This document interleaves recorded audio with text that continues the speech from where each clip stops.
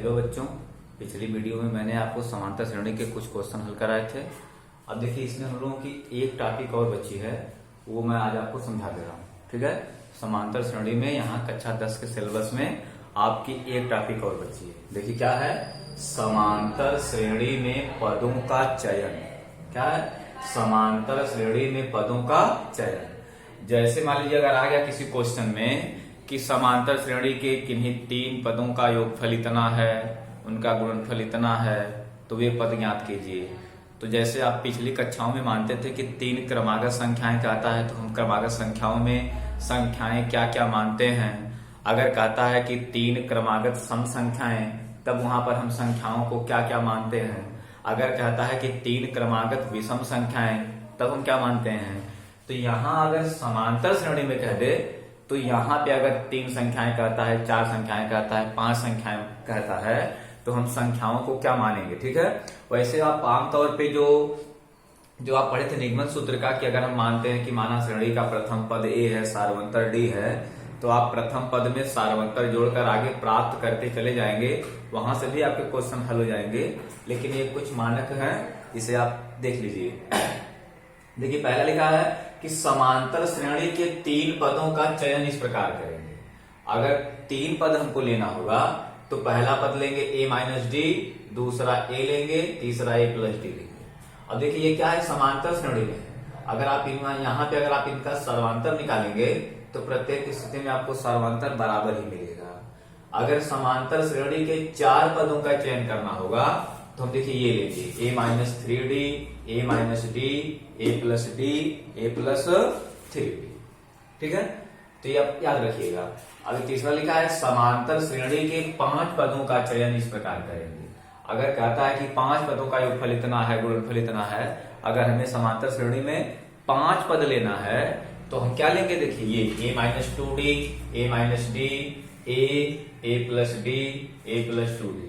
ठीक है, तो इसको आप लोग याद रखिएगा, ये आपको बहुत काम देगा। ये तीनों आप सभी लोगों को याद होना चाहिए।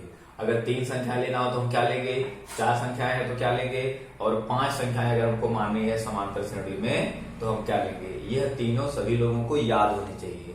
चलिए हम लोग इस पर पहले एक क्वेश्चन देख लेते हैं कि किस तरीके से जो है क्वेश्चन आएगा। ठीक है,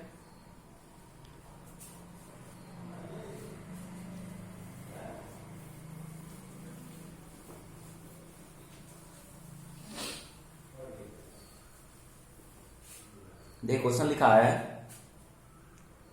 यदि चार संख्याएं समांतर श्रेणी में हैं जिनका योग 20। लिखा है यदि चार संख्याएं समांतर श्रेणी में हैं जिनका योग 20 तथा वर्गों का योग 120 है, तथा वर्गों का योग 120 है, तो चारों संख्याएं ज्ञात कीजिए। लिखा है तो चारों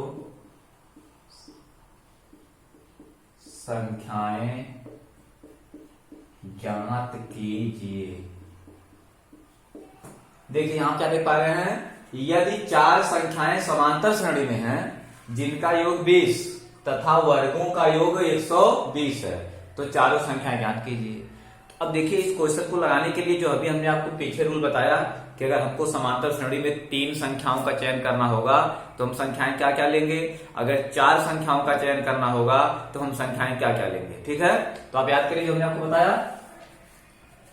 देखिए अगर मैं इसे हल करूंगा,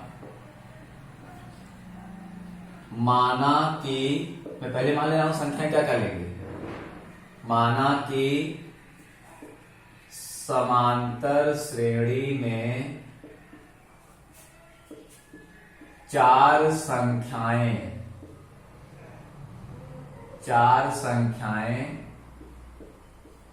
क्रमशः तो क्या कह लेंगे a माइनस 3d, और हम फिर क्या लेंगे यहाँ पे a माइनस d, फिर a प्लस d, फिर a प्लस 3d। ठीक है ना, ये क्या हो गया हम लोग का, देखिए 4 संख्याएं हो गई। ठीक है, अब देखिए यहां से हमने क्या कहा, माना कि समांतर श्रेणी में 4 संख्याएं क्रमशः, देखिए इतना हो गई। अब देखिए क्या कह रहा है, कह रहा है कि 4 संख्याएं समांतर श्रेणी में है जिनका योग 20 है, मतलब इन चारों का क्या दिया है हमें, योग दिया, कितना 20। देखिए मैं क्या लिखेंगे, प्रश्नानुसार, यानी अकॉर्डिंग टू क्वेश्चन क्या दिया आपको, इनका योग 20 दिया है, यानी चारों का योग 20। तो देखिए पहली संख्या कितनी है, a माइनस 3d, प्लस दूसरी कितनी है a माइनस d, तीसरी कितनी है a प्लस d, चौथी कितनी है a प्लस 3d। इन सब का योग कितना दिया है, 20 दिया है। हम 20 दिखा दिए। देखिए यहां से हम देखेंगे तो 3d minus plus a d minus plus कैसे हुआ, 1 2 3 4, क्या इतना आ गया हम लोग का 4a बराबर 20 आ गया।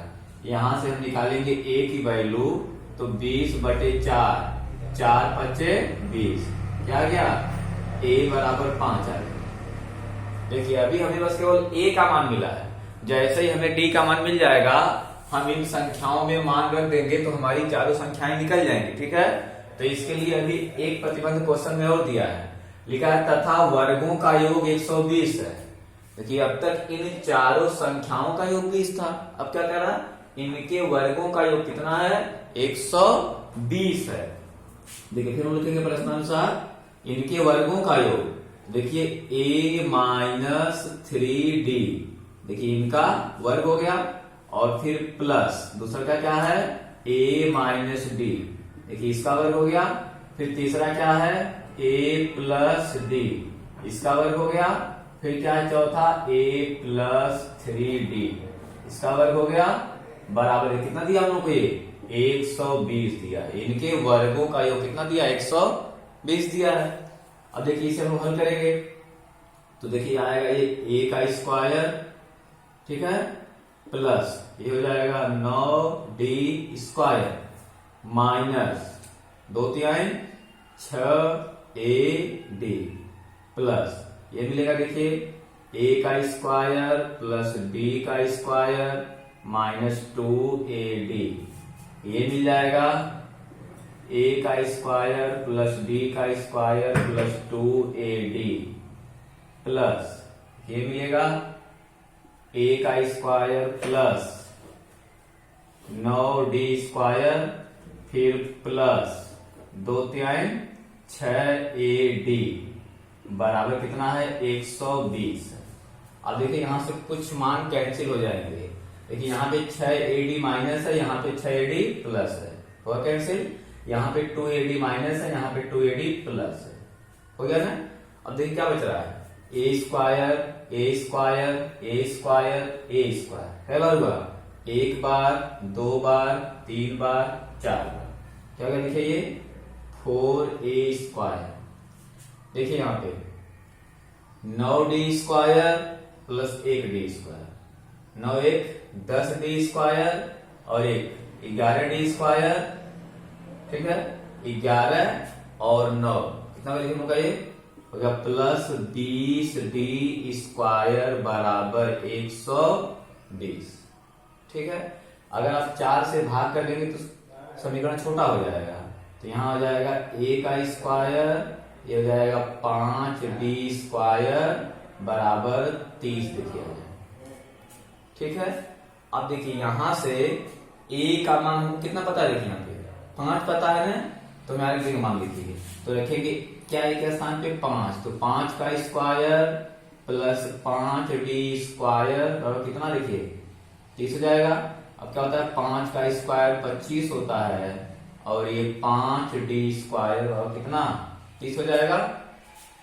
तो देखिए यहां से हम 25 को उधर 55 कर देंगे, तो हो जाएगा 5d स्क्वायर बराबर 30 माइनस 25, क्या हो जाएगा 5d स्क्वायर बराबर 30 माइनस 25, या क्या आएगा देखिए 5d² बराबर 5 या d² बराबर 1।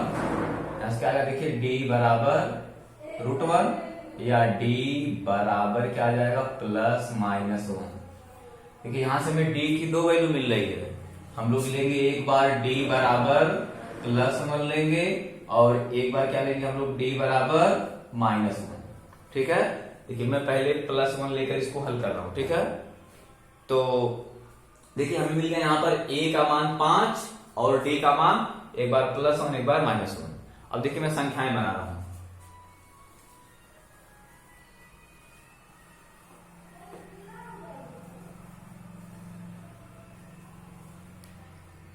देखिए संख्याएं क्या है हमारी, संख्याएं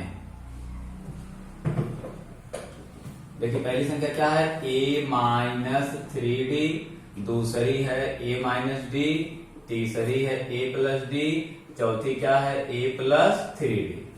देखिए हम लोगों ने हल किया तो हमें क्या मिला, a का मान 5 मिला, -3, d का मान कितना हम ले रहे हैं +1, फिर कामा a का मान 5 d का मान कितना 1, फिर a का मान 5 प्लस d का मान 1, a का मान 5 प्लस 3 इंटू d का मान 1। हल करिए तो 5 - 3 × 3, फिर 5 माइनस से कितना आएगा देखिए 4 हो जाएगा, 5 1 6 हो जाएगा और ये 5 प्लस 3 × 3 हो जाएगा। क्या गया, 5 में से 3 जाए 2, 4, 6, 5 3 8।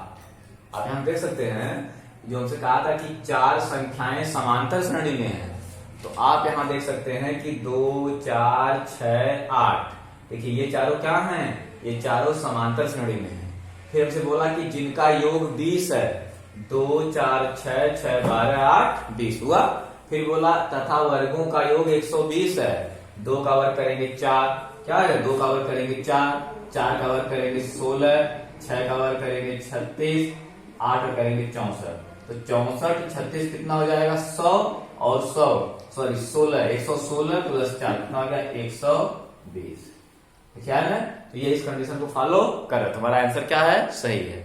अब देखिए जब हम लोग b का मान लेंगे -1, तब भी हमें संख्याएं जो मिलेगी वो भी सही हैं। ठीक है, तो हम -1 भी ले सकते हैं।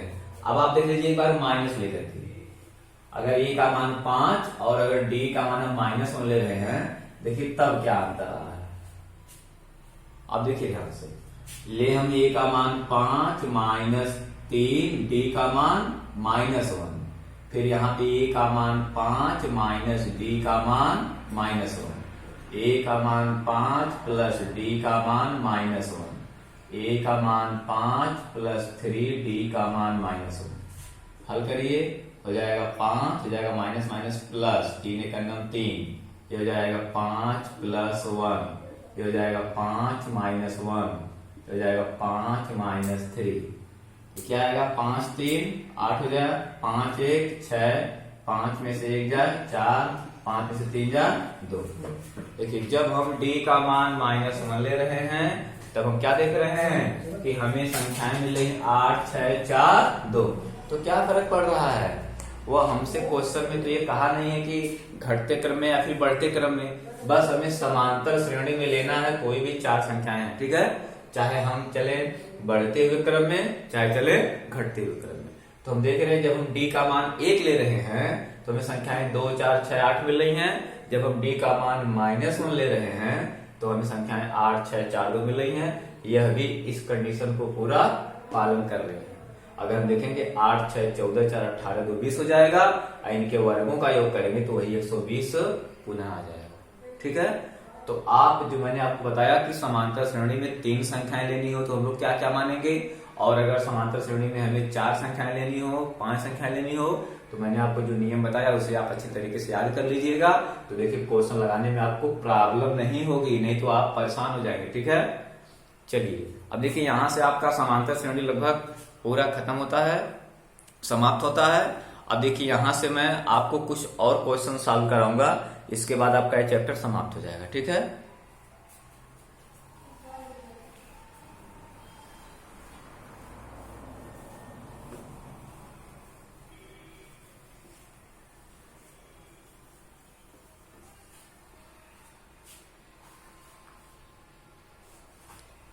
जैसे मैं क्वेश्चन ले लूं, समांतर श्रेणी, दूसरा क्वेश्चन, समांतर श्रेणी x minus 7 x minus 2 x plus 3 का दसवां पद, का दसवां पद बताइए। क्या कर रहा है?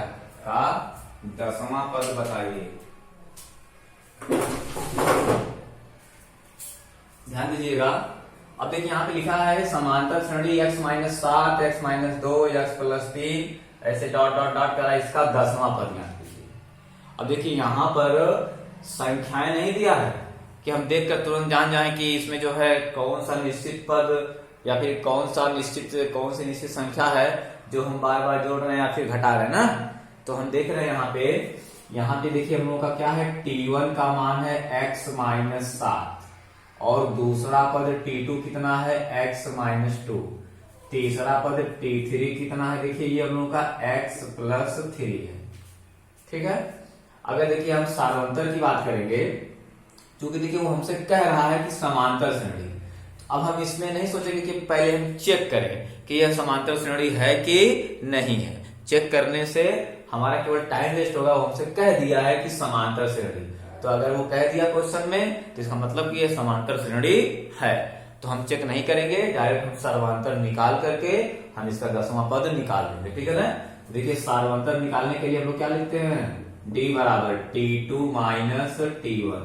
अब देखिए t2 कितना है x माइनस 2, फिर देखिए माइनस करना है क्या, t1। तो देखिए t1 की वैल्यू कितनी है x माइनस 7। इसे हम सॉल्व करेंगे x माइनस 2, कोष्टक के पहले क्या है माइनस चिन्ह, तो क्या होगा अंदर के चिन्ह बदल जाएंगे कोष्टक तोड़ेंगे तो माइनस x प्लस कर जाएगा 7 हो जाएगा।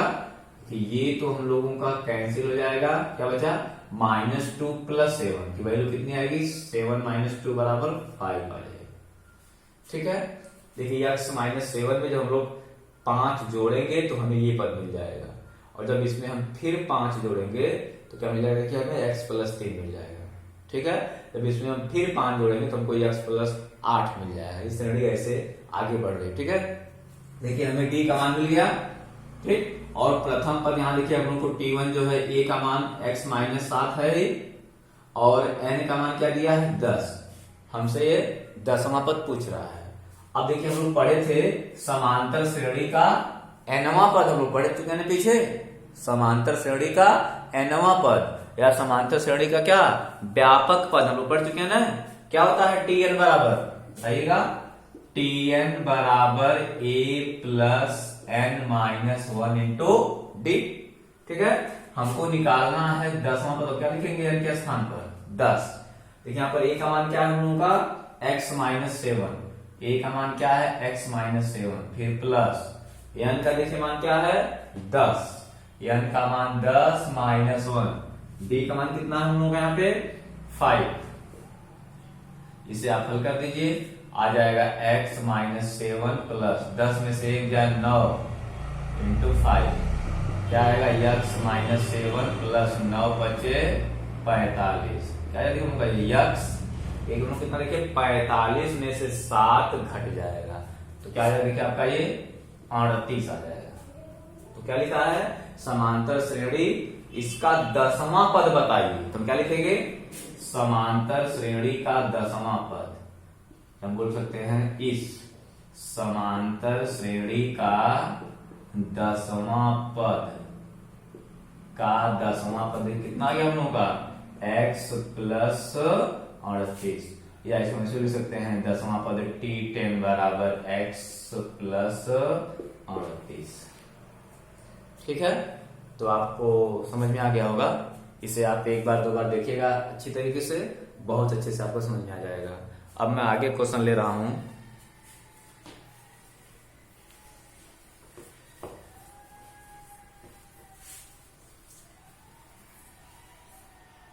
क्या क्वेश्चन लिखा है, समांतर श्रेणी करड़ी में 2 करड़ी में 8 करड़ी में 18 है। समांतर श्रेणी करड़ी में 2, करड़ी में 8, करड़ी में 18 डॉट डॉट डॉट 18 का अगला पद होगा, का अगला पद होगा। अब देख लीजिए, तो इतना लिखा है, समांतर श्रेणी करड़ी में 2, कामा करड़ी में 8, कामा करड़ी में 18, फिर कामा डॉट डॉट डॉट करा का अगला पद। तो आप यहां देख सकते हैं, अगर अगला पद कह रहा है मतलब ये हमको दिया पहला पद, दूसरा पद, तीसरा पद। अब क्या कह रहा है, अगला पद, मतलब अब तीसरे के बाद चौथा पद क्या आएगा, हमसे ये चौथा पद ही पूछ रहा है। ठीक है ना, ध्यान दीजिएगा, कह रहा है कि अगला पद, तो अगला मतलब क्या हुआ, यहाँ पे देखिए ये दिया हुआ है, ये दिया है, ये दिया है। अब इसके बाद वाला यानी कि अगला पद क्या आएगा, मतलब हमें चौथा पद ज्ञात करना है। ठीक है, तो आप यहां देख रहे हैं, ये क्या है, पहला पद, ये दूसरा, ये तीसरा। तो ये जो पहला पद है T1, हम इसको क्या लिख सकते हैं, करड़ी में 2। दूसरा पद क्या है, T2 लिखेंगे, क्या लिखेंगे, करड़ी में 8 लिखा है ना, तो हम करड़ी में 8 क्या लिख सकते हैं, 2 करड़ी में 2, क्योंकि 4 दूनी 8, 4 आएगा बाहर तो 2 हो जाएगा, 2 करड़ी में 2। ठीक है, अब देखिए यहां से अगर हम सारवंतर निकालेंगे तो क्या मिलेगा हमको, T2 माइनस T1 मिलेगा। तो क्या है यहाँ पे T2 का मान देखिए, T2 का मान है 2 करड़ी में 2, माइनस T1 कितना है, ये करड़ी में 2। इसे हम घटा देंगे, क्या आ जाएगा, करड़ी में 2। अब देखिए क्या मिल गया हमको कि D यानी कि सारवंतर कितना है, करड़ी में 2। तो अगला पद पूछ रहा है, मतलब हमको चौथा पद निकालना है। तो क्या लिखेंगे, देखिए चौथा पद, तो हमको देखिए यहाँ पे मिल गया क्या, D बराबर करड़ी में 2, तो N बराबर 4 दिया है। ठीक है, हमारे पास सूत्र क्या है, समांतर श्रेणी का व्यापक पद Tn बराबर A plus n minus 1 into D है। हमें निकालना है अगला पद, बोले तो चौथा पद निकालना है। तो देखिए यहाँ पर A का मान क्या है, प्रथम पद T1 करड़ी में 2, A हो गया करड़ी में 2, N का मान 4 माइनस 1, यही ना। फिर इसके बाद देखिए D का मान क्या है, करड़ी में 2 है, करड़ी में 2। आप इसे सॉल्व करिए तो आ जाएगा करड़ी में 2 प्लस 4 माइनस 3 करड़ी में 2, इसे कर सकते हैं 3 करड़ी में 2 प्लस 1 करड़ी में 2, ये हो जाएगा आपका 4 करड़ी में 2। ठीक है, ध्यान दीजिएगा, अगर आप यहाँ लिख सकते हैं कि इसका चौथा पद 4 करड़ी में 2 है, या अगर इसको आप इस तरह के रूप में अगर लिखना चाहते हैं तो आप 4 को अंदर भेज देंगे तो अंदर जाके 16 हो जाएगा, 2 पहले से क्या हो जाएगा, देखिए करड़ी में 32 हो जाएगा। तो कह रहा है इसका अगला पद, तो अगला पद यानी कि चौथा पद निकालेंगे, कितना आ गया, इसका चौथा पद कितना आ गया, करड़ी में 32। ठीक है, मैं इसमें देखिए एक क्वेश्चन ले रहा हूं,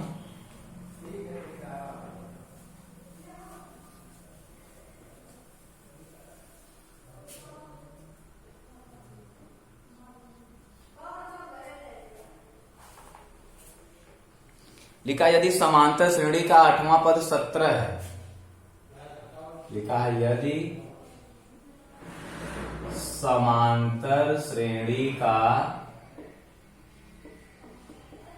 8वां पद 17 है, 8वां पद 17 है, लिखा तथा 14वां पद 29 है, तथा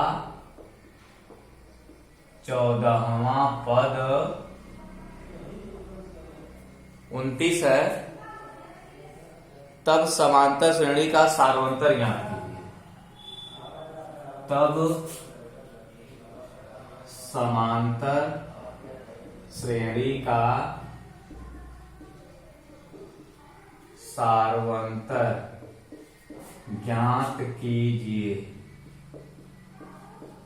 देखिए बहुत ही आसान क्वेश्चन है, बस आपको समझना एक बार। लिखा यदि समांतर श्रेणी का 8वां पद 17 है तथा 14वां पद 29 है, तब समांतर श्रेणी का सारवंतर ज्ञात कीजिए।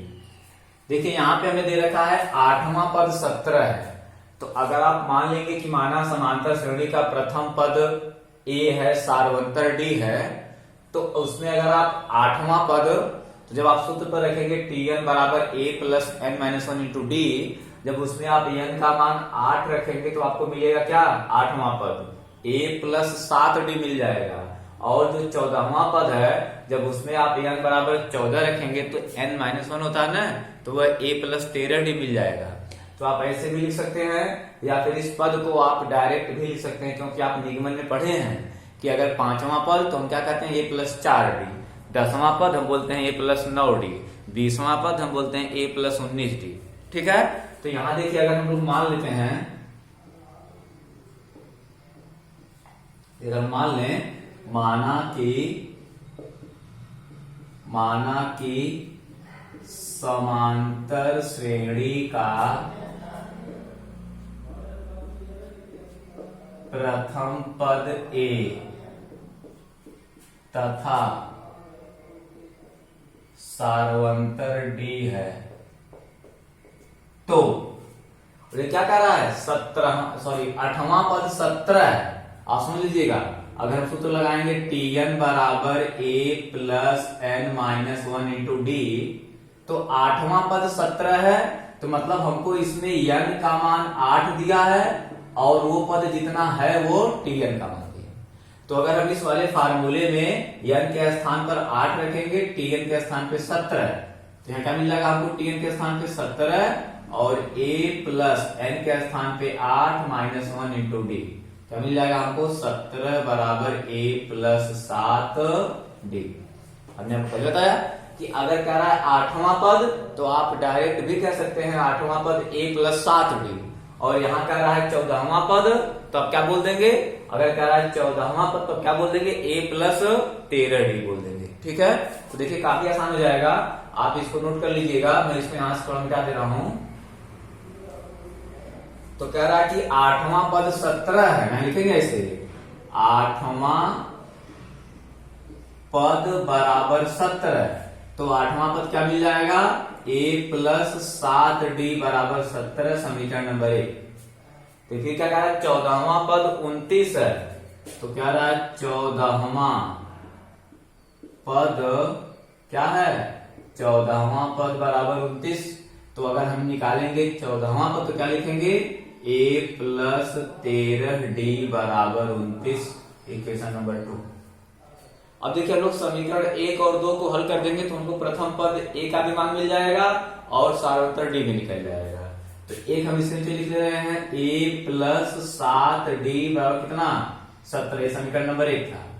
अब देखिए अगर मैं यहां घटा दूं, समीकरण 2 में से समीकरण अगर मैं घटा दूं, तो घटाने पर चिन्ह बदल जाता है, ये माइनस हो जाएगा, ये माइनस, ये माइनस, समझ लीजिएगा, देखिए कट जाएगा, ये क्या आएगा, 13d माइनस 7d, क्या आएगा, देखिए मुझे 6d आ जाएगा बराबर, ये क्या आ जाएगा, 9 में से 7 जाए 2 और ये 2 में से 1 जाए 1, क्या लिखूंगा गया, d बराबर 12 बटे में 6, काटेंगे 6 दूनी 12, क्या लिखिए, d बराबर 2।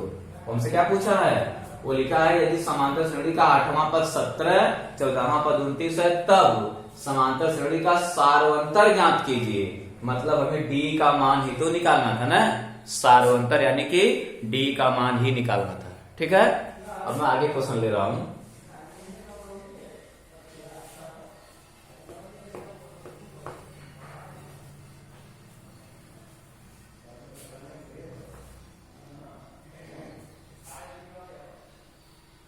लिखा है किसी समांतर श्रेणी का प्रथम पद 8 है, तो ध्यान से सुनिएगा, किसी समांतर श्रेणी का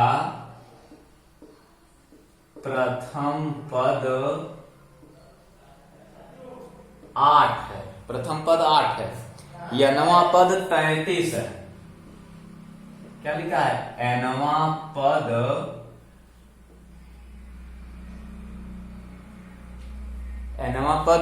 33 है। फिर लिखा है प्रथम n पदों का योगफल 123 है, प्रथम n पदों का योगफल 123 है, तो कह रहा है सारवंतर ज्ञात कीजिए।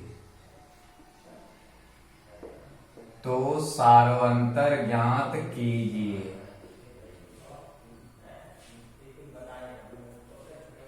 अब देख लीजिए ध्यान से, समझिए क्या लिखा है। किसी समांतर श्रेणी का प्रथम पद 8 है, nवां पद 33 है, प्रथम n पदों का योगफल क्या दिया है 123। तो क्या कह रहा है सारवंतर ज्ञात कीजिए। आप समझिए ध्यान से, अगर मैं इसको हल करूं तो देखिए यहां मैं पहले बोलूंगा, ये लिखा है किसी समांतर श्रेणी का प्रथम पद 8 है। तो देखिए हमको क्या दिया है, प्रथम पद कितना a बराबर 8 दिया है। क्या कर रहा है, नवां पद 33 है।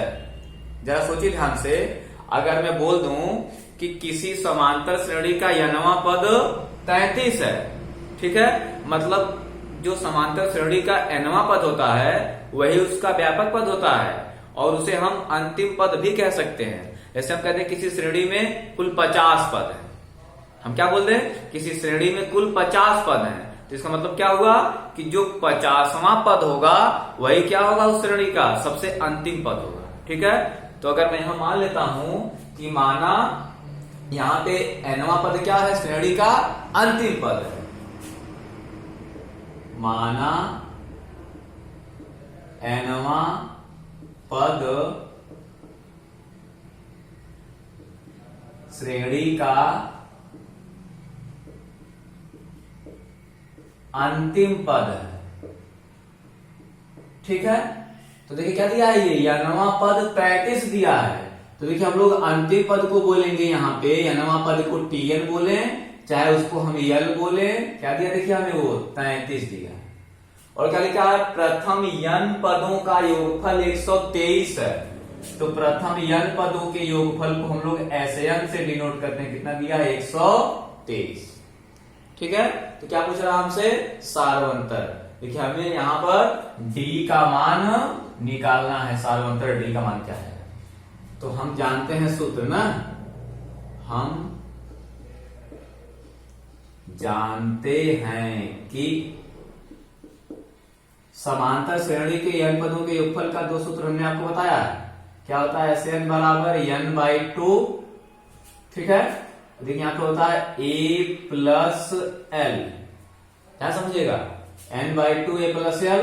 देखिए SN क्या है, n पदों का योगफल। क्या दिया हम लोगों को, ये 123 दे रखा है। ठीक है, देखिए और देखिए यहां भी हम लोगों को पहले n का मान नहीं पता, पहले आप निकाल लीजिए n का मान। देखिए क्या मिलेगा हमको यहाँ पे n/2। देखिए प्रथम पद a का मान हमको ये 8 दे रखा है, और l क्या है, नवां पद अंतिम पद कितना, देखिए ये 33 है। देखिए मिलेगा हमको 123 बराबर n/2। ठीक है ना, अब इसको जरा भेज दीजिए 2 को, जरा के क्या हो जाएगा, 2 गुणा कर देगा, क्या बचेगा हम लोग का n, ये देखिए टूटा कितना आएगा हम लोग का, ये 8 3 11। ठीक ना, और ये हम लोग हो जाएगा 8 3 11 3 1 4, देखिए 41 हो जाएगा। अब यहां देख सकते हैं आप गुणा करके 2 3 6 हो जाएगा, ये 2 दूनी 4 हो जाएगा। ठीक है, 2 1 2 246 बराबर 41 n हो जाएगा। ऐसे इसको हम लिख सकते हैं 41 n बराबर 246। क्या बोले, क्या हम लोग n बराबर 246 बटे में 41।